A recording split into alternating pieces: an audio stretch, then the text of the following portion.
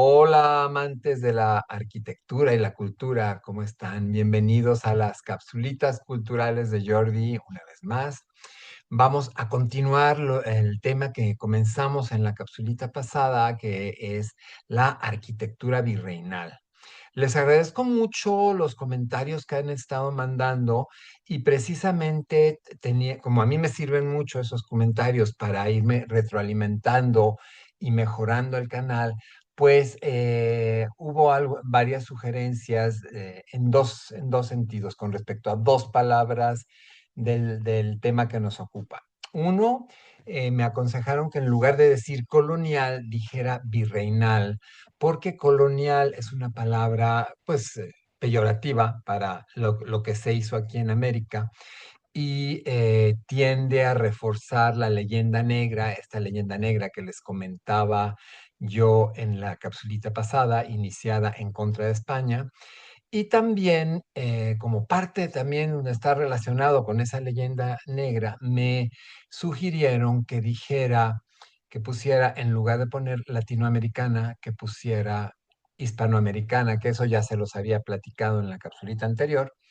Y entonces lo correcto no es decir latinoamericano, latinoamericano es una palabra que inventó Napoleón III para referirse a los que vivimos en esta parte del continente, digamos del río Nueces hacia abajo, hasta la Patagonia, para referirse a nosotros como con cierto desprecio también latinoamericanos y quitándonos la parte hispana y relacionándonos más con la cultura grecorromana, que sí, si bien todos los que descendemos de europeos también descendemos de la cultura grecorromana, pues aquí en Hispanoamérica lo que más reciente tenemos como herencia es la cultura hispana junto con las culturas nativas que ya existían aquí en el continente antes de la llegada de los europeos, ¿correcto?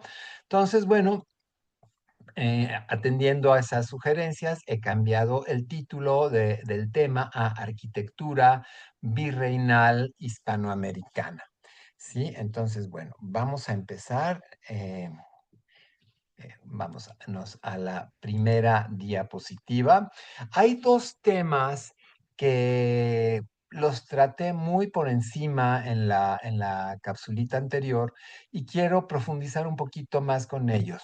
Uno de ellos es este que estamos viendo aquí, que se refiere a la línea alejandrina y después va a ser la línea del Tratado de Tordesillas.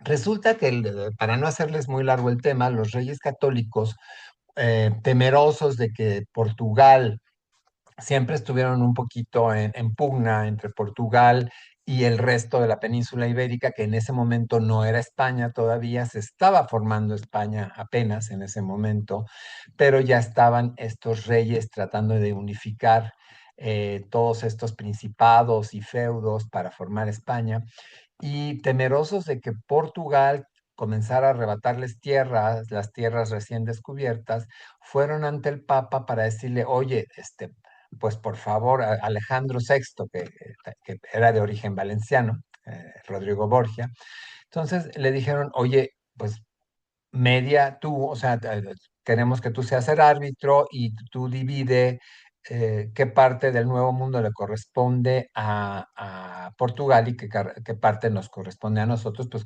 puesto que nosotros estamos descubriendo esas nuevas tierras. Y entonces el Papa agarró, pidió un mapa, que le trajeron este mapa que está hecho por, uy, se me fue el nombre, Juan de la Cosa se llamaba el cartógrafo español que hizo es de los primeros mapamundis que se hicieron ya incluyendo las nuevas tierras descubiertas.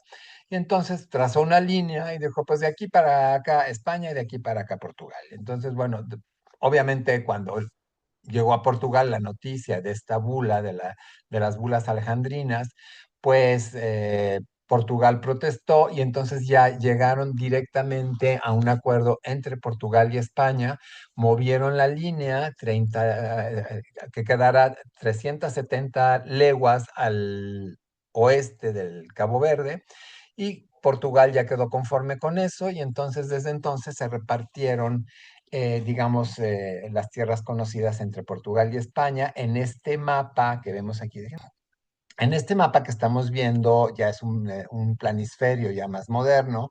Aquí podemos ver en rojo lo que se le quedó a España y en azul lo que se le quedó a Portugal, o sea, lo que fueron colonias de Portugal, pues algunas de ellas todavía las conserva, muchas de ellas ya fueron independizadas, pero bueno, a Portugal le va a tocar este pedacito de América que actualmente es Brasil, ¿sí? Ok, bueno, era una de los puntos que quería tratar. El Tratado de Tordesillas fue sumamente importante en esta repartición de las tierras americanas y en dirimir el conflicto que había entre España y Portugal. Y bueno, también comentarles, a ver, ahora, ahí está. También comentarles que decimos Hispanoamérica y no Iberoamérica, porque Iberoamérica es incluir a Brasil, a lo que fue la colonia portuguesa en América, pero el Reino de Portugal tenía una forma de colonizar no tan tremenda como los ingleses, pero sí como, digamos, intermedia entre el sistema español y el sistema inglés. Pues ahí en el intermedio estaba Brasil, porque Brasil decidió sí tener esclavos en Brasil. O sea, Portugal, más bien, Portugal decidió sí tener esclavos en sus tierras americanas, conocidas como Brasil, y pues entre que había un grupo de naves portuguesas, o sea, principalmente eran dos países los que intervinieron en crear la esclavitud de los negros africanos. Uno fue Holanda y otro fue Portugal. Portugal y Holanda eran los que mandaban barcos a África para secuestrar personas, llevarlas encadenadas hasta América y venderlas como si fueran animales, tanto en Norteamérica como en el resto del continente. El problema es que lo que fue hispanoamericano no aceptaban la esclavitud, entonces no podían vender a los esclavos en Hispanoamérica, pero sí en Brasil, en las tierras portuguesas en América, sí podían vender a los esclavos. Por eso actualmente la comunidad negra es tan grande en Brasil. Bueno, continuemos. También les había yo hablado de la nao de China. La nao de China es muy importante. En América la conocemos como la ruta de la nao de China. En España la conocen como el galeón de Manila. Pero ¿se acuerdan que toda esta empresa de tratar de buscar nuevas rutas al oriente era precisamente para seguir abasteciendo Europa de todo lo que venía de Oriente, principalmente de China, las especies, China y la India, ¿no? Las especias venían de India, las porcelanas, las sedas venían de la China y pues se les cortó el flujo y entonces estaban desesperados por encontrar una nueva ruta. Bueno, finalmente, a pesar de que se les atravesó un continente entero en ese propósito, pues lograron hacer su propósito de traer las mercaderías de Oriente a Europa y esta vez las mercaderías de Oriente todas iban a llegar a través de España porque se estableció esta ruta de navegación comercial conocida como la nao de China. Ojo, no era ni una nao ni un galeón, o sea, era un montón de naos o un montón de galeones comerciales que iban constantemente, iban y venían entre lo que era Manila, la capital de las Filipinas, y España. Obviamente, pues atravesando de ida, pues era atravesar el Atlántico, pasar por tierra todas las cajas y todo, me imagino que también algo venderían en Manila, y ya luego de regreso, pues igual, las mercaderías que venían de Oriente llegaban al puerto de Acapulco, pasaban por tierra entre Acapulco y Veracruz, y habiendo dos ciudades muy importantes que se beneficiaban también con esa circulación de mercancías, que fueron la Ciudad de México y la Ciudad de Puebla, ¿sí? Porque pues gran parte de las mercaderías se quedaban en México y en Puebla, por eso Puebla tiene esta influencia tan grande de la cerámica que venía de China. Entonces, bueno, ya de ahí embarcaban en Veracruz y hacían una escala en La Habana y se iban de regreso a España. Esa era la ruta de la nao de China o el galeón de Manila. Pues bueno, no quería dejar pasar estos temas que me parecen muy, muy importantes. Y ahora sí, vamos a entrar de lleno al tema, ¿no? Que nos ocupa hoy. Y se los voy a leer tal como viene el texto porque es muy importante este concepto. Dice, los que verdaderamente fundaron una nueva nación fueron los misioneros. A ellos se les debe el trazo de las carreteras, la alfabetización, la enseñanza de las artes y oficios y la protección de los indígenas frente a los frecuentes abusos de militares y hacendados. Sí, sí, hubo mucho abuso en el virreinato, no vamos a decir que fueron unas blancas palomas porque también sería mentir. Este, pero gracias a los misioneros fueron como este enlace, y también este freno al abuso por parte de hacendados y uno que otro colono español. Entonces, bueno, hoy les voy a hablar de este camino real, tan famoso Camino Real, que tenía tres vertientes. Había una vertiente, todas salían de la Ciudad de México, digamos que la mayoría, todas llegaban a Querétaro, y ya a partir de Querétaro se iban bifurcando, unas se iban hacia San Luis Potosí, otras hacia Guadalajara, se iban abriendo, eran tres ramas principales. Entonces, esta es la rama, digamos, que daba al Pacífico, viene bordeando por lo que actualmente es Sinaloa, la ciudad de Culiacán, se metía un poquito por lo que es Sonora, llegaba a Casas Grandes, en lo que actualmente es el estado de Arizona. Esto pues por supuesto pertenecía a la Nueva España, y pues fueron poblando la Alta California hasta llegar más allá de la ciudad de San Francisco. Ahora les voy a enseñar otras diapositivas más específicas sobre lo que fueron las misiones de California. Por lo pronto les quiero explicar también la estructura general que van a tener todas estas misiones.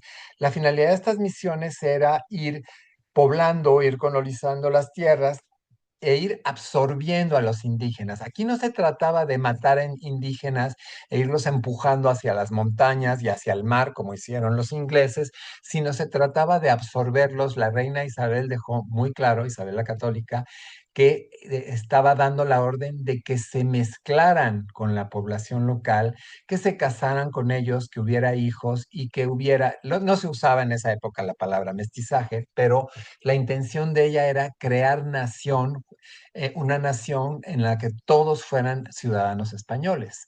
Entonces, de hecho, lo dicen los decretos que firmaron los reyes, dicen que todos, absolutamente todos los habitantes en las tierras del Nuevo Mundo, en todas las tierras descubiertas, simplemente por ser colonizadas por exploradores españoles, iban a considerarse ciudadanos y súbditos de la corona española, todos. Entonces, la idea de la corona española era que hubiera mestizaje y que se creara, que se expandiera la nación española por todas estas tierras, pero abrazando a la población indígena, ¿sí? Esa es la idea. Está en los documentos oficiales, está en los documentos que expidieron los reyes católicos, y esa es la idea, esa era la idea. Crearon las encomiendas, obviamente las encomiendas no les salieron tan bien, porque hubo muchos encomenderos que sí abusaron. Les repito, poner a los españoles como blancas palomas o ponerlos como demonios, pues es irse a la estupidez de los extremos, ¿no? O sea, eran seres humanos como cualquier otro y tenían sus virtudes y sus defectos. Sí hubo mucha injusticia, sí se abusó de mucha gente, ¿sí? Y bueno, vamos a la estructura, volviendo a la arquitectura, vamos a la estructura de cómo funcionaba esto. Lo principal pues era el templo, ¿no? Donde se iban a realizar las misas. Entonces hacía el templo, al lado del templo, como funcionaban ya sea como claustros o, perdón, como conventos o como monasterios. Por lo general eran hombres los que ocupaban estos edificios. En España sí se hace un poco la diferencia entre monasterio y convento. Convento es donde hay monjas y monasterio es donde hay monjes, hombres. Entonces, bueno, aquí igual se les llama conventos, pero muchos estaban ocupados por frailes, por hombres. Entonces, al lado del templo había un edificio con un patio central que se va a llamar claustro, y al centro del patio, por lo general, había una fuente o un pozo de donde sacaban directamente el agua potable. En la planta baja de este edificio, de este claustro, se encontraba la cocina, el comedor, las salas de oración, las bodegas, todas las bodegas donde se almacenaba el grano, donde se almacenaban pues, todos los alimentos. Y obviamente los corrales de las aves de corral, las de las cabras, las vacas, todo eso estaban en establos contiguos al claustro, pero obviamente por fuera, ¿no? Pero pues sí estaba muy cerca para pues tener la comida a la mano, ¿no? Y va a haber una portería en la cual va a tener dos usos. Va a tener el uso de portería como entrada principal al claustro y también va a tener el uso de capilla abierta, que se los voy a explicar en unas diapositivas más adelante.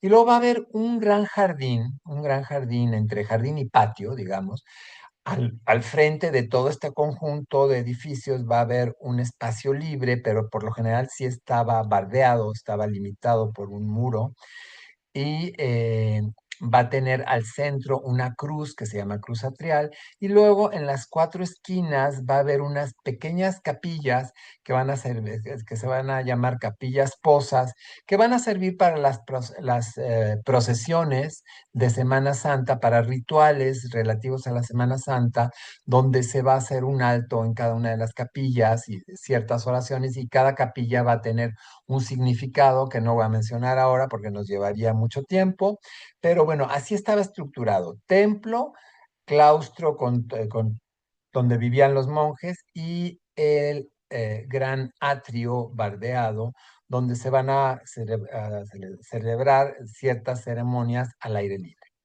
Aquí tenemos una foto, en este caso es la parroquia de Santo Domingo de Guzmán, en Mixcoac, al sur de la Ciudad de México, donde está el templo, tal como vemos aquí en el mapa, en el plano, está el templo y luego del lado izquierdo va a estar el claustro y estos tres arquitos que hacen las veces de portería y de capilla abierta. La capilla abierta fue muy importante, muy importante en la evangelización de todo lo que fue el continente americano, de toda Hispanoamérica. Más adelante les explico por qué.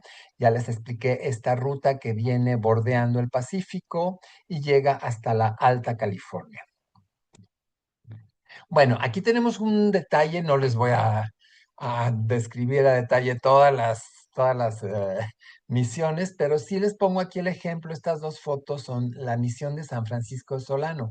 San Francisco de Solano está más al norte todavía de lo que es la ciudad de San Francisco.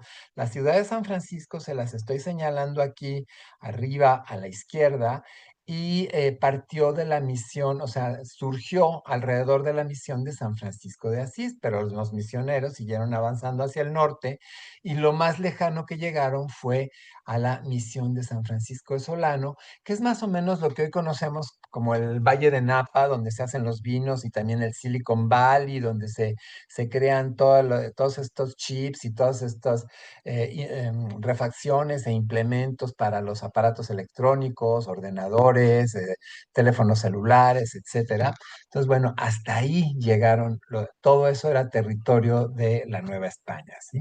No llegaron más adelante porque ya se vino la independencia, la guerra de independencia de México. México se independiza, unos cuantos años después, pues Estados Unidos le arrebata ya al México independiente, le arrebata todo el norte de México, el 67.7 del territorio que tenía México se lo arrebatan los Estados Unidos en ese plan muy cuidadoso y muy detallado que tenían los Estados Unidos de expandirse de océano a océano, o sea, del Atlántico al Pacífico, y pues México les estorbaba para ese plan y pues le arrebataron todas las tierras a México.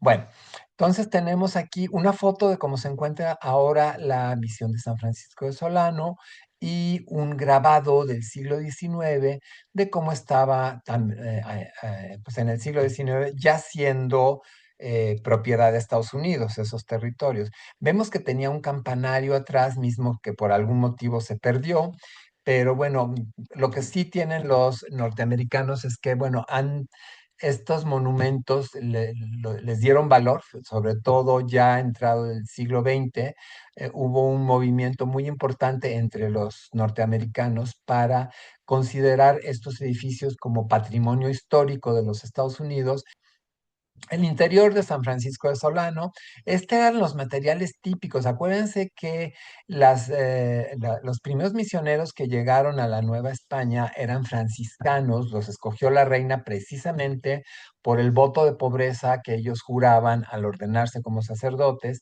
Y bueno, van a usar materiales poco ostentosos, muy sencillitos, y además, digo, no había tampoco muchos recursos. O sea, hacer llegar los recursos tan lejos desde la península ibérica, mandar dinero hasta la Alta California, bueno, era complicadísimo y sin embargo llegaba. Entonces, bueno, aquí tenemos que usaban pues vigas de madera, estructurita de madera, las paredes eran de adobe, por lo general paredes que llegaban a medir, de acuerdo a la altura del edificio, podían llegar a medir 1,5 metros, 2 metros de espesor. En este caso, pues ha de tener 1 metro más o menos, 90 centímetros, 1 metro. Y el famoso púlpito, que como no había micrófonos, pues el púlpito se usaba para que el sacerdote quedara en alto y todos los fieles que estaban escuchando la misa, escuchando el sermón, pues pudieran escuchar con claridad al sacerdote. Ya después vino el invento de los micrófonos y el púlpito quedó como elemento meramente decorativo. Tenemos también estas cuantas fotos. Les estoy dando una muestrita, una pequeña muestra de todo este universo que hubo de misiones y de tantos retablos hermosos que hicieron, como este retablo en San Gabriel, en la misión de San Gabriel, que pues ya es de estilo barroco. Este seguramente fue del siglo XVIII, o sea, ya fue, digamos, posterior a la construcción del templo. Pasaron muchos años para que les pudieran poner este retablo y este púlpito también con todas estas ornamentaciones en estilo barroco. Pero al principio pues eran simplemente paredes pintadas y las viguitas sosteniendo el techo, vigas de madera con un entablamiento arriba. Y bueno, por lo general eran techos a dos aguas en estructura de madera y cubiertos de teja. Era el sistema constructivo general que tenían estas misiones. Y ya posteriormente fueron haciendo bóvedas ya hechas con cemento, en fin, otras tecnologías ya más avanzadas conforme fueron cobrando importancia cada misión.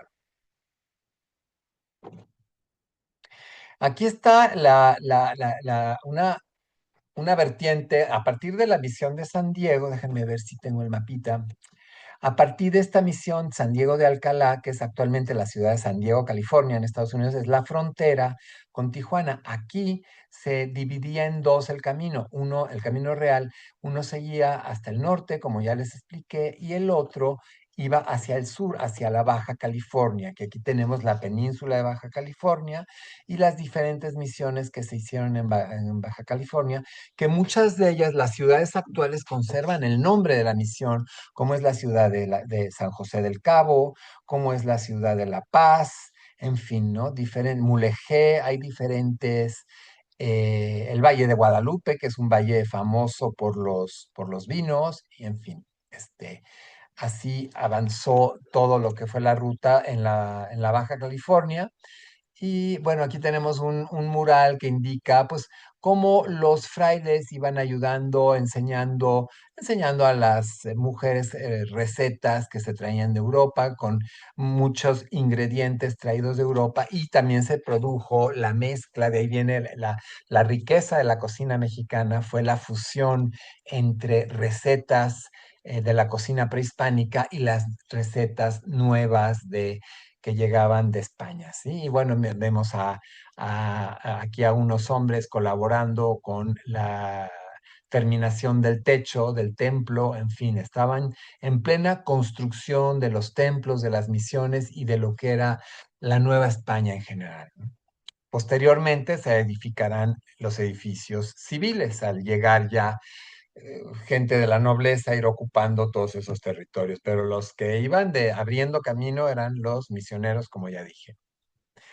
Bueno, aquí este es el camino del centro. Ya vimos el camino que iba por el Pacífico, hay otro por el Golfo de México, y el que iba al centro se le conoce como el Camino Real de Tierra Adentro, ¿sí? Entonces, bueno, igualmente salía de la Ciudad de México, pasaba por Querétaro, y ya luego iba pasando por los minerales, las diferentes zonas de minas de explotación de minerales preciosos, San Luis Potosí, que toda esta zona era de explotación de metales preciosos y bueno, y de otro tipo de minerales. Inclusive se producía carbón también, etcétera. Pero actualmente son las ciudades de Aguascalientes, Zacatecas, Guanajuato, en fin, todas las que conocemos hoy en día como grandes ciudades de esta zona, pues igual empezaron como misiones, ¿no? Y se ve cómo va bordeando, se mete un poquito a la Sierra Madre Oriental, perdón, a la Occidental, y sigue subiendo, bordeando la sierra, hasta llegar a atravesar el río Bravo en un paso que se conoce como Paso del Norte, porque era el puente sobre el río Bravo, y metiéndose a lo que actualmente es Estados Unidos hasta llegar a la Misión de Santa Fe, que fue lo más al norte que llegó el Camino Real de Tierra Adentro, ¿sí? Y fíjense en estas campanas, estos postes con estas campanas, porque ahorita les voy a comentar en unas dos diapositivas más adelante, les voy a comentar la historia de estas campanas, que es muy interesante, que marcan el camino real precisamente. Bueno, aquí tenemos la parte que nos faltaba del camino real, es la que iba, digamos, hacia las tierras del Golfo de México. Y bueno, aquí es en este mapita, no lo vamos a ver ahora con detalle porque nos llevaría pues toda una clase, pero sí vemos la cantidad de emisiones que hubo en lo que actualmente es el estado de Texas. De hecho, está sombreado aquí en un color como color carne, es el actual estado de Texas. Ellos, los americanos, le dicen Río Grande, nosotros le decimos Río Bravo, y el río Nueces, no estoy seguro, me parece que es este de aquí arriba, hasta aquí llegaba la Nueva España, ¿sí? Y hasta aquí llegaba Hispanoamérica también. Hacían frontera en esa época con la Luisiana, que era propiedad de Francia. Esto no era propiedad de los Estados Unidos tampoco en esa época, era propiedad de Francia, que ya después Francia, al verse muy apretada en cuanto a gastos de guerras y todo eso, va a acabarle vendiendo en lo que los americanos quisieron, les va a acabar vendiendo la Luisiana a los norteamericanos, en ese plan que les decía de los norteamericanos de expandirse hasta llegar al Pacífico. Y bueno, pues obviamente la ciudad de San Antonio, o sea, hay muchas ciudades que actualmente son muy importantes. La ciudad de Houston, la ciudad de Austin, todas esas ciudades, bueno, Houston y Austin son nombres que les pusieron norteamericanos, pero antes se conocían con otros nombres de acuerdo a la misión que se encontraba en esa ciudad, ¿sí? Entonces, bueno, Corpus Christi, hay muchas ciudades que aún conservan el nombre de la misión. Y aquí tenemos la tan mencionada misión del Álamo en Texas. Bueno, se llamaba Misión de San Antonio de Valero. Actualmente se le conoce como Fuerte del Álamo. Cayó en el abandono después de que vino la independencia de México, cayó un poco en el abandono, perdió sus campanarios porque tenía dos torres laterales de campanarios. No sé si se vinieron abajo, las demolieron, y acabó siendo usada como bodega. Y bueno, durante esta guerra con Texas, cuando se perdió Texas, pues era un almacén de municiones, ¿sí? Y ahí es donde hubo la única batalla que tuvo en el ejército mexicano, que ganó el ejército mexicano en esa guerra con Estados Unidos. Esa batalla se libró alrededor de este fuerte. Aquí se atrincheraron los tejanos rebeldes, obviamente con un montón de norteamericanos ahí. Y bueno, hubo una matanza ya espantosa, y bueno, desde ahí viene parte de la leyenda negra también se formó aquí, ¿no? Ya hablaremos de la leyenda negra con más detenimiento. Bueno, pues un ejemplo un pequeño ejemplo de las muchas misiones que hay en Texas también. Tenemos la misión de la Purísima Concepción, la misión de San Francisco de la Espada, todas ellas hechas más o menos en los 1700 y algo. Esta se terminó en 1794, ya a 15 años de distancia ya de la independencia de México, pues se terminó esta misión, ¿sí? Ya estaban Eran los últimos años ya del virreinato como tal, ya para después pasar a ser la República Mexicana. Y bueno, los norteamericanos, les decía, han rescatado muchos de estos edificios que estaban abandonados, ya considerados actualmente como patrimonio cultural e histórico de los Estados Unidos, y les han metido buen dinero para dejarlos lo más parecido posible a como eran cuando estaban funcionando. Y aquí está lo que les quería comentar de las campanas del Camino Real. Resulta que había una mujer norteamericana llamada Anna Pitcher, era una sufragista, es decir, de estos grupos de mujeres que comenzaron a finales del siglo XX, perdón, del siglo XIX, a luchar por el voto femenino, ¿sí? Eh, entonces, estas mujeres se unían mucho para obtener el voto que tristemente lo van a conseguir hasta ya avanzado el siglo XX, ya muy avanzado el siglo XX, pero bueno, estuvieron picando piedra muchos años. Pero así de activistas como eran estas mujeres, esta Anna Pitcher se dio cuenta de estos edificios de las misiones que muchos de ellos pues, habían sido grandes y, o sea, grandes en cuanto a grandeza, ¿no? En cuanto a importancia, y que estaban cayendo en el abandono, se estaban quedando en el olvido, algunos estaban siendo invadidos, en fin. Entonces, encabezó un movimiento, aprovechando esa energía que tenía como activista, encabezó un movimiento para salvar las misiones, para conseguir que fueran declaradas patrimonio cultural y también para restaurar lo que era el Camino Real, porque parte del Camino Real ya se había perdido, como en muchos de los caminos de Roma que se encontraban en Europa, que se fueron perdiendo después de la caída del Imperio Romano. Lo mismo había pasado con estos caminos, muchos ya estaban invadidos por la naturaleza, etcétera. Entonces era rescatar todos estos caminos que unían a las misiones, volverlos a, digamos, a pavimentar, a hacer que pudieran circular vehículos por ahí y hacer una ruta turística. Se enfocó más que nada en dejarlo como una especie de atractivo turístico para que se pudieran visitar todas las misiones españolas del siglo XVI y XVII. Y la idea también era ir marcando ese camino, cada cierto número de kilómetros se marcaba el camino real con estas campanas. Entonces ella consiguió fondos para que se fundieran todas estas campanas, no recuerdo cuántas llegaron a ser, creo que no sé si fueron 180 o 200 campanas que se fueron poniendo a todo lo largo del Camino Real y la más al sur que yo conozco, quizás haya una muy al sur, pero la más al sur que yo conozco del Camino Real se encuentra precisamente colocada a un lado de la Catedral de Cuernavaca. Si ustedes van algún día a la Catedral de Cuernavaca, una ciudad muy tropical que se encuentra al sur de la Ciudad de México, al ladito de la catedral, junto a la entrada, se encuentra ya muy oxidada, ya muy deteriorada, pero todavía está en pie uno de estos postes con su campanita indicando el recorrido del Camino Real. ¿Sí? Entonces, bueno, esta es la historia muy simpática del Camino Real y cómo una mujer con mucho empuje consiguió convencer al gobierno y recaudar fondos para ir ya comenzando a restaurar tanto las misiones como el mismo Camino Real. Y bueno, hablemos de los conventos, de los monasterios y conventos. Bueno, el principal convento franciscano que hubo en la Nueva España se encontraba en la capital, en la Ciudad de México.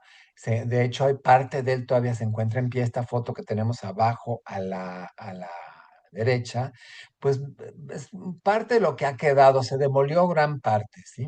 Y bueno, aquí tenemos un grabado de cómo se veía cuando todavía el convento estaba completo. Era un conjunto arquitectónico que debe haber sido, desde el punto de vista de la arquitectura, debe haber sido una joya, una verdadera joya. Se conserva muy poquito, pero afortunadamente lo poco que queda ya fue declarado Patrimonio Cultural de México, Patrimonio Histórico y Antropológico de México. Y bueno, muchos me dirán, bueno, ¿y por qué se comenzó a demoler?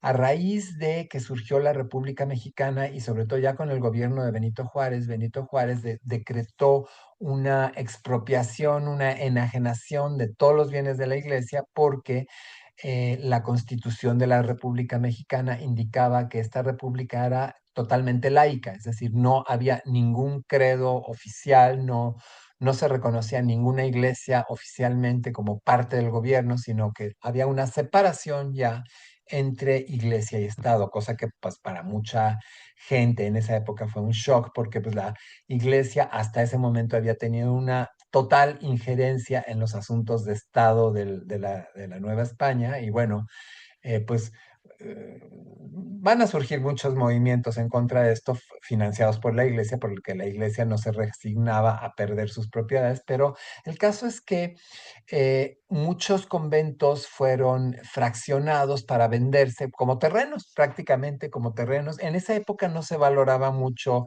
la arquitectura virreinal, el barroco, todo eso se consideraba como arquitectura obsoleta y de mal gusto.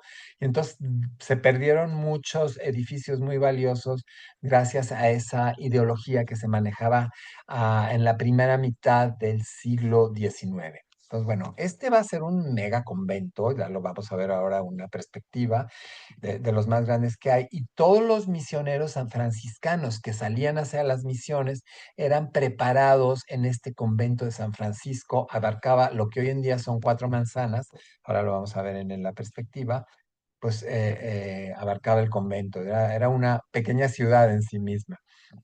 Bueno, hacemos la pausa que hacemos siempre para pedirles que si no se han suscrito, se suscriban a mi canal. Eso me ayuda a seguir produciendo estos videos. Háganle caso a esta muchacha que está aquí con su letrerito pidiendo que por favor se suscriban y también denle a la manita hacia arriba para que el algoritmo les pueda sugerir más de mis videos y que llegue al alcance de más gente que le pueda interesar el tema. Entonces, bueno, una vez hecho esta petición, continuemos con lo que estábamos hablando.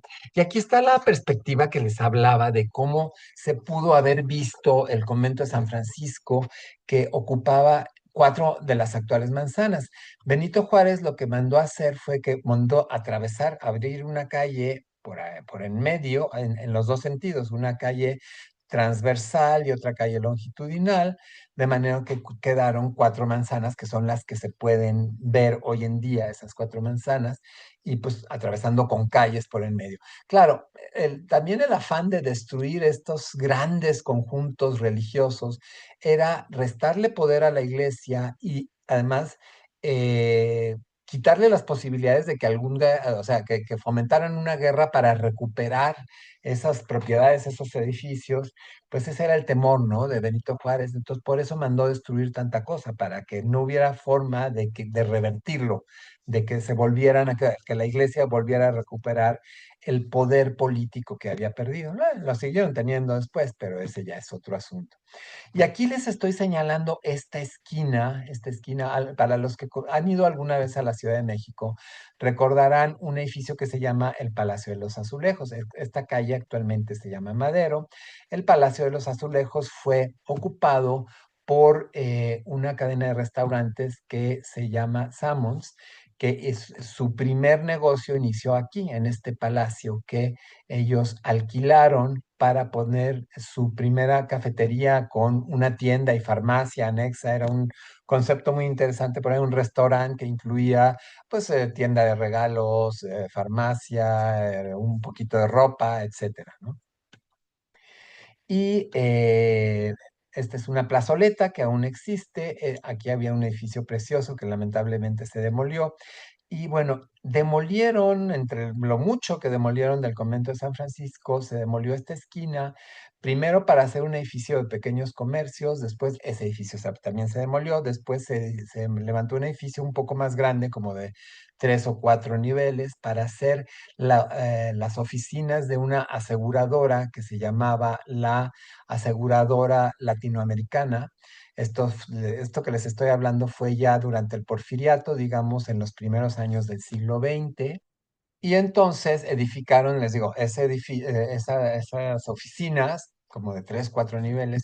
Y posteriormente, como en los años 40 ya del siglo XX, en 1940 y algo, ellos mismos demolieron su edificio para crear el primer rascacielos en esta esquina el primer rascacielos que iba a tener la Ciudad de México, ya hecho en acero y cristal, al más puro estilo de la arquitectura internacional, ya con la influencia de Le Corbusier, de Mies van der Rohe, etcétera.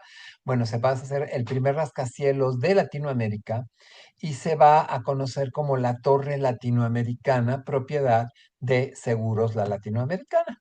Entonces, muchos aquellos de ustedes que conocen la Ciudad de México, pues en esta esquina es donde actualmente se levanta la Torre Latinoamericana frente al Palacio de Bellas Artes, que se encontraría aquí en el extremo izquierdo de esta imagen. ¿Ok? Bueno, pues ya les platiqué del convento de San Francisco, uno de los más grandes que hubo en la Ciudad de México. Y nos vamos a un mapa donde se ve, aquí tienen ustedes una perspectiva de la cantidad de conventos, monasterios y edificaciones religiosas que se hicieron en lo que es el Valle de México. La manchita, está color claro, indica lo que es la Ciudad de México.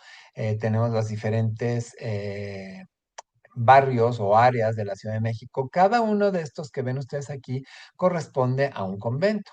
Entonces, pues estaba el convento de los jesuitas en Tepoztlán, el convento de Azcapotzalco, Tacubaya, La Merced, Mixcoac, Churubusco, Coyoacán, Xochimilco, etcétera. Todo esto primero fueron edificaciones religiosas que sirvieron como punta de lanza para después ya ir haciendo pequeños pueblos que con el tiempo estos pequeños pueblos se fueron extendiendo y se unieron con lo que hoy conocemos como Ciudad de México. Esta enorme metrópoli que es la Ciudad de México, bueno, comenzó siendo todos estos pueblitos que ustedes ven en el mapa. Y bueno, aquí también tenemos los estados que rodean a lo que es la Ciudad de México, el estado de Morelos, también con muchos conventos. Aquí en el de Cuernavaca, precisamente es donde les digo que está la campana más al sur que conozco del Camino Real. Está instalada al lado de la puerta de la Catedral de Cuernavaca, pero pues está también el estado de Tlaxcala, está el estado de Hidalgo, en fin, todas las alrededores de la Ciudad de México, pues hasta hay una profusión de arquitectura virreinal que de veras es interminable de conocerse. Ahora, para aquellos que vengan pues, con el tiempo limitado a visitar la Ciudad de México y que les interese este arte virreinal, pues les recomiendo mucho el convento de Tepozotlán, porque este convento, que también es uno de los más grandes e importantes que hubo, está muy bien conservado, se salvó de los destrozos que hubo durante la Guerra de Independencia y después durante la mal llamada Revolución Mexicana, durante esta guerra civil sangrienta entre hermanos que sucedió de 1910 a 1924, llamada Revolución Mexicana. Pues muchas iglesias, muchos templos fueron saqueados, muchos tesoros de arte religioso fueron robados y bueno, vayan ustedes a saber dónde se encuentran hoy en día esas preciosidades de arte que se robaron. Bueno, este convento fue de los que se salvaron de ser saqueados por algún motivo, no fueron tan destruidos como otros. Y entonces, las autoridades del Instituto de Antropología en México decidieron usar este convento como el Museo del Virreinato, el Museo del Virreinato en una ciudad llamada Tepoztlán. El templo está dedicado a San Pedro Apóstol y les recomiendo mucho, si les gusta este tipo de arquitectura, que no dejen de visitar el Museo del Virreinato en la ciudad de Tepoztlán. Hay un acueducto español también muy cercano a esta ciudad, a este pueblo, a esta ciudad, que es digno de verse también. Entonces, bueno, les recomiendo mucho, mucho no perderse este gran museo, este espectacular museo.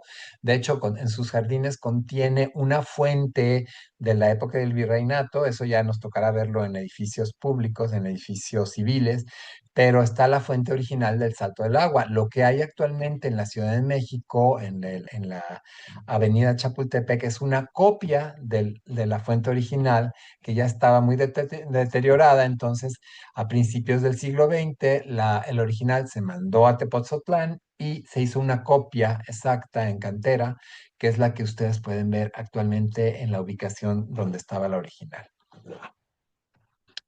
Bueno, pasamos allá un poquito más detallado a explicar la capilla abierta. ¿Por qué es tan importante hablarles de la capilla abierta? Porque la capilla abierta es la base de la evangelización de esta Hispanoamérica que hoy en día es tan fervientemente católica, con esta veneración a tantos santos que hay aquí por ejemplo, en México. Digo, ahí hasta la Patagonia se veneran imágenes religiosas católicas, pero por ejemplo aquí en México está esta veneración a la Virgen de Guadalupe, que la llaman también la Madre de Hispanoamérica, está el Cristo de Chalma, está la Virgen de Zapopan, en fin, hay muchas imágenes que son muy veneradas por los católicos en toda Hispanoamérica. Pero ¿cómo comenzó todo eso? ¿Cómo hicimos que las poblaciones indígenas cambiaran su religión de adorar a sus dioses prehispánicos a comenzar a hacer la transición hacia el catolicismo? Pues no fue nada fácil. Les voy a explicar muy rápidamente, aunque lleva algo de tiempo, pero les voy a explicar que las religiones prehispánicas, la mayoría se realizaban, o sea, las ceremonias se realizaban al aire libre, no eran bajo techo, ¿sí? Entonces, bueno, eran en estas grandes pirámides que conocemos. En la punta de la pirámide había un pequeño templete y había una gran piedra llamada Chacmol. ¿Para qué servía esta piedra que podía ser vista por todos los asistentes a esta ceremonia en la parte baja de la pirámide? Obviamente el pueblo se quedaba en la parte baja, en la parte alta de la pirámide solamente subían nobles y sacerdotes. ¿Y qué hacían? ¿Cuál era la ceremonia en la parte alta de las pirámides? Bueno, pues todos los prisioneros de guerra, todos inclusive los varones de los pueblos que eran subyugados por el imperio mexica, que eran capturados, hechos presos, y se llevaban a estas ceremonias, se les subía, se les daba algo, una especie de droga que los mantenía, como decimos aquí, muy atarantados, muy aturdidos, y los ponían en esta gran piedra llamada Chagmol, los sujetaban de sus extremidades, de piernas y brazos, el sacerdote sacaba un gran cuchillo de obsidiana, estos cuchillos de piedra negra llamada obsidiana, la, inca- pues, le daba una puñalada en el corazón, le abría el pecho y sacaban, esa era una especie de intervención quirúrgica, sacaban el corazón de este preso, sin anestesia ni nada, obviamente, lo ofrendaban a los dioses y se lo comían. Y bueno, los restos de este prisionero guerrero, prisionero de guerra, pues los mandaban a una carnicería porque la gente comía carne humana. O sea, para ellos era una ceremonia, era así como recibir el alma del guerrero, en fin, tenía un simbolismo religioso muy grande, pero bueno, no dejaba de ser antropofagia, ¿no? O sea, ellos comían carne humana. Entonces, bueno, lo importante es que estas ceremonias no eran bajo techo, ¿sí? Entonces, ¿cómo hacer?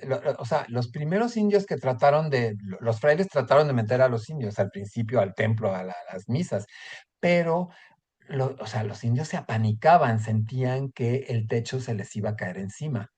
Entonces, o sea, tenían pánico de entrar a los edificios cerrados y lo que fueron haciendo es que entonces los sacerdotes se ponían aquí en estos arquitos, ponían su altar, todos los indios que había que evangelizar los ponían aquí afuerita para ver la ceremonia, les explicaban más o menos el proceso de la ceremonia de una misa católica y entonces las primeras misas eran al aire libre, o sea, los indios estaban aquí, los sacerdotes abajo del arco y era la forma de irlos adaptando a que poquito a poco fueran eh, como viendo que la ceremonia no les iba a hacer daño, que el entrar al templo no era peligroso. Entonces, poquito a poco los iban convenciendo ya de las siguientes misas, irlas haciendo en el interior del templo, ¿sí? Entonces, así, gracias a eso, se convirtió a toda esta población al catolicismo y hoy en día, gracias a eso, hoy en día toda Hispanoamérica es tan ferviente de estas costumbres, de estas ceremonias religiosas católicas. ¿Ok? Bueno, entonces esa es la explicación de la capilla abierta. Aquí tenemos, por ejemplo, en el ejemplo de Santo Domingo de Guzmán, en Mixcoac, aquí la cruz atrial la movieron de lugar.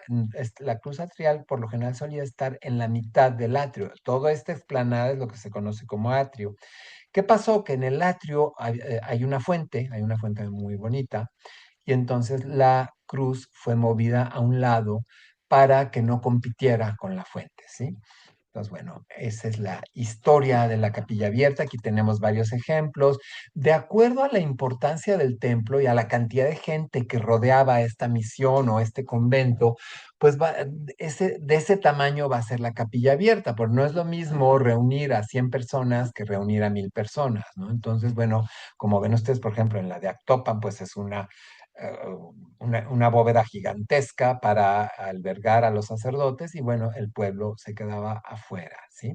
Aquí tenemos otra ya más elaborada, en San Pablo Tepozcolula, en Oaxaca, la de Tlalmanalco, la de Zempoala, en fin, lamentablemente Zempoala pues está muy en ruinas, muy deteriorada, ojalá no la dejen morir.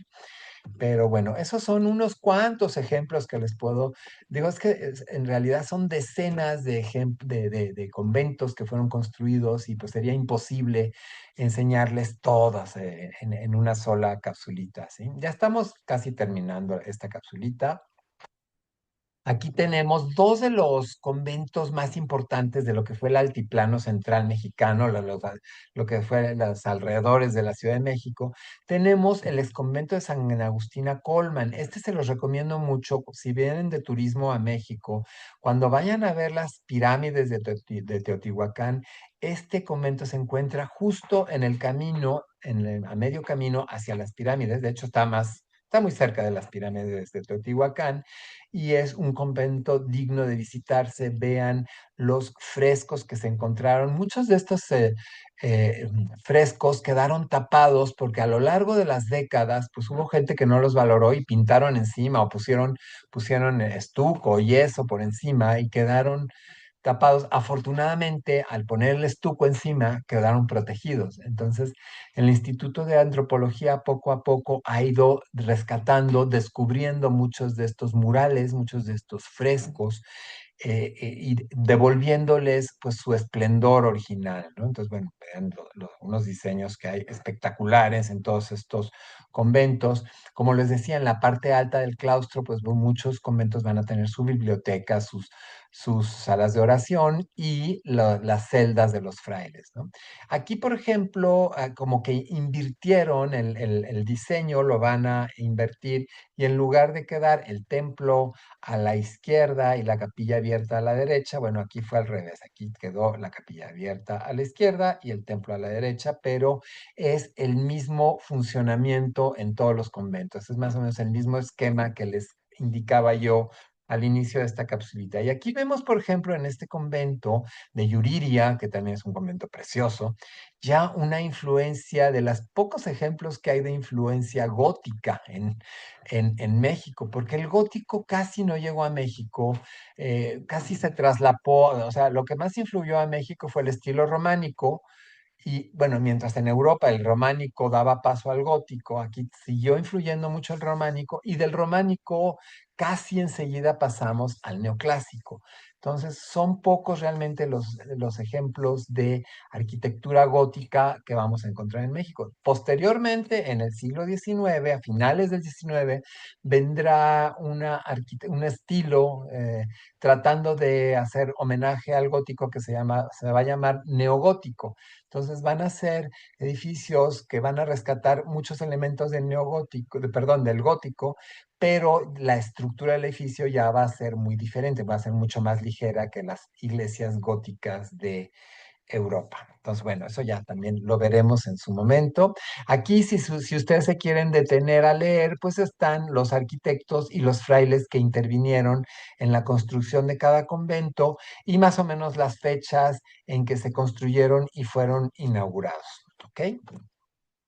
Bueno, pues llegamos al final de esta capsulita. Nuestra próxima charla va a ser acerca de ya lo que son los edificios más grandes que se podían hacer en el catolicismo, que eran las catedrales.